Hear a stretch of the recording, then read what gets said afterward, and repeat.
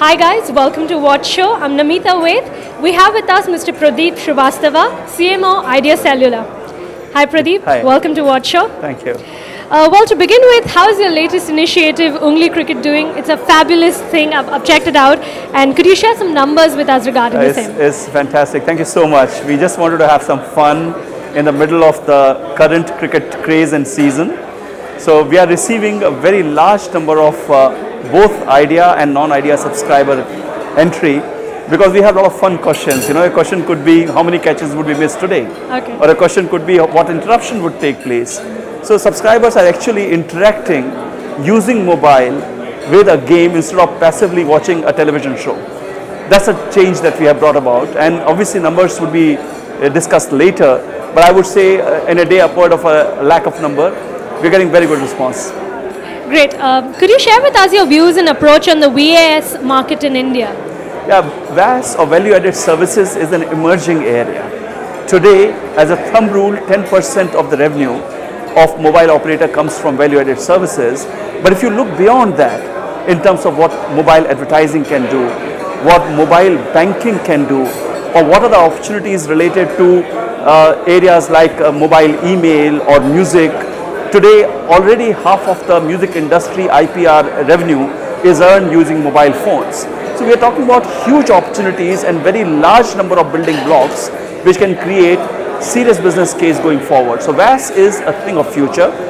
Today it is at a moderate 10%, but a day is not far, say on a 5-year horizon, that the people will be talking about a 30, 40, 45% of the total revenue coming from value-added services. So it's a huge opportunity in the long term. Could you share some details about Idea TV, if possible, maybe with some numbers or response, any future plans about it?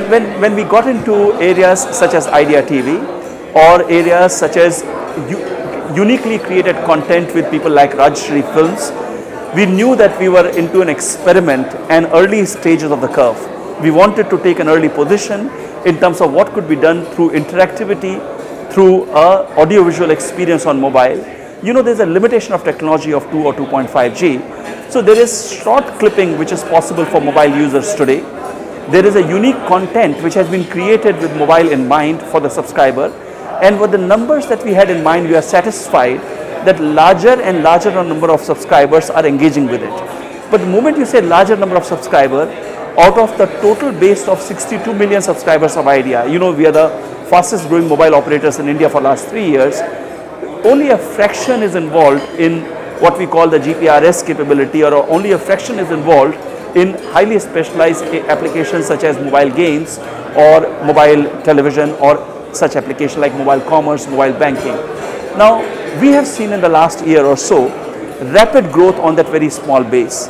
So if you say, is something magical going to happen in the next 3 to 6 months? Answer is no. If you say something big is in making over a period of 3 to 5 years, answer is a definite yes. You will see mobile participating in a manner that you have never visualized before. Today, a lot of people think it's a voice call and SMS. Today, a lot of people now say that it's all about music. Tomorrow, you will see a lot of television, especially with 3G. You will see a lot of other things like banking and so on happening. What is your view on operator content provider revenue share? Well, ultimately, a revenue share is a matter of who brings investment, energy, and resources to the system. In the process, a certain equilibrium gets created, and today's equilibrium is based on significant investment based by mobile operator to create a network, if you take all mobile operators together, of a 550 million, almost a half a billion subscriber plus. Now, this ecosystem is adding value-added services as a new revenue stream, and a certain equilibrium exists on revenue share. Tomorrow, if somebody brings a certain unique content, a new application, they will gain by it. Example, we had press start to copy by one of the leading value-added services provider. The business of dialer tone has doubled because of a single application over the period of last 2 years. Or let's take example of music per se. 5 years back, mobile was not contributing to the music industry. Today, it is estimated to be nearly 60%. So when you talk about revenue share, let's take example of music. Somebody can say, but what is a singer earning ultimately? Is it the music labels who are getting a certain amount of money?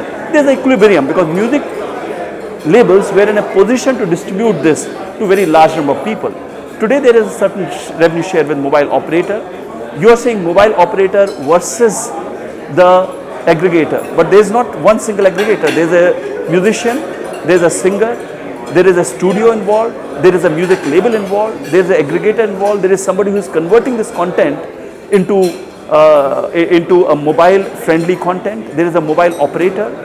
Soon there would be retailers and distributors retailing this music. You know, last month I was in Bangladesh for Idea Cup cricket match, and the retailers there are retailing dialer tone and music. Now they must also earn some commission and certain money, otherwise why should they take interest? So the entire chain in the ecosystem must earn adequate return for it to take interest and develop a certain market. It's not a controversy between operator versus content provider. It's a long chain and everybody must play a role to be able to get adequate returns for themselves. All right, my last question, does the share need to change to drive innovation, the share in the content provider versus I think ultimately we have a very democratized approach towards revenue share today. I have given examples, so let me give it again to you. Supposing there is a hit song from Karthik versus Karthik or from Three Idiot. I think that song deserves to have higher revenue. But we invest a lot of energy promoting songs which never succeed. And I think they should be given low revenue share. So ultimately it's not a question of a blind cutoff point of a revenue share. It's a question of who brings the business proposition. Do franchising right for movies remain identical irrespective of who's a player, who's an actor or who's a producer? Answer is no. Certain people command higher premium and certain people don't. The reason for that is that the marketability of those movies is more. Ditto is the case with various other products and services that are brought to the market.